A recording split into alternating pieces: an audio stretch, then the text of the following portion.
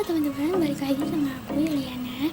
Di sini aku bakal sharing nih tentang materi self control. Sebelumnya pernah nggak sih teman-teman atau sering nggak sih teman-teman ngerasa susah banget untuk nahan biar nggak nunda-nunda tugas, nggak nunda-nunda bikin pekerjaan, atau nahan godaan untuk makan makanan yang nggak sehat gitu.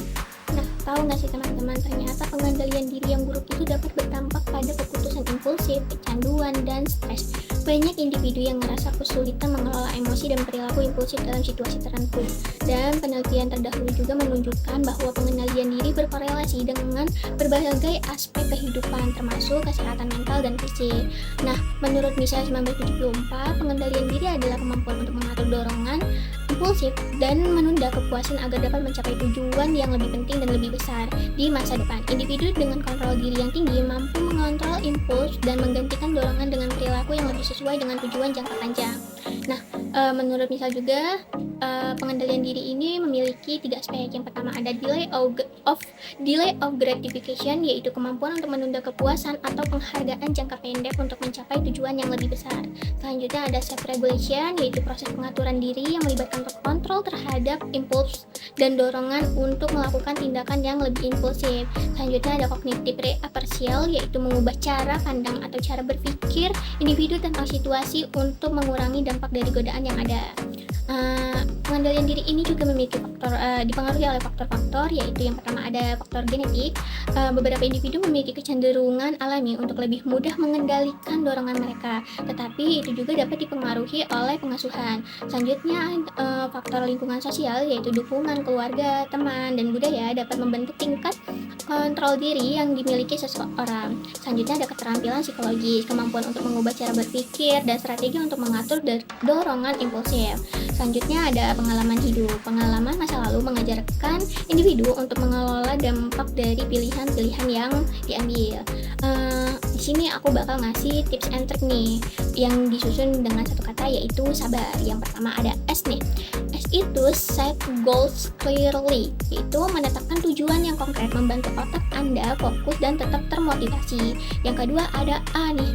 A itu anticipate temptation, yaitu antisipasi godaan yang mungkin muncul dan buat rencana untuk menghadapinya.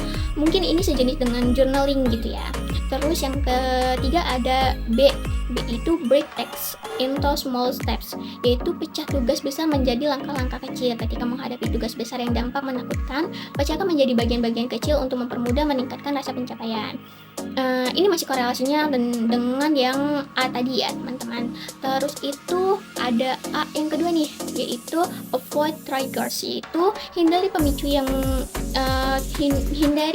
yang memicu dorongan untuk berperilaku impulsif. Misalnya nih, jika teman-teman itu makan lebih sehat, jangan simpan junk food atau makanan cepat saji di rumah.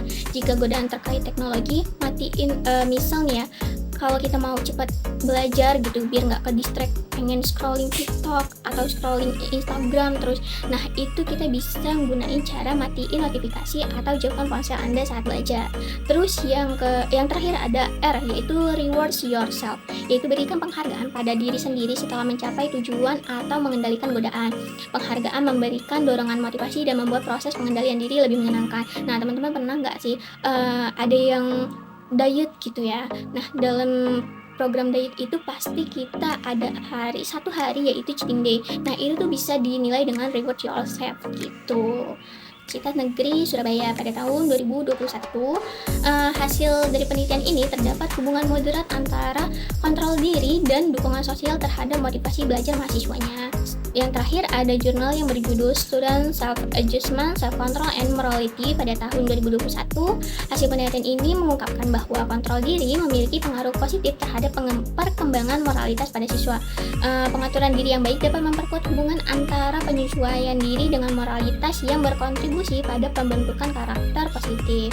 Nah, teman-teman, mungkin itu aja materi self-control dari aku. Semoga bermanfaat pada pendengar dan pembaca.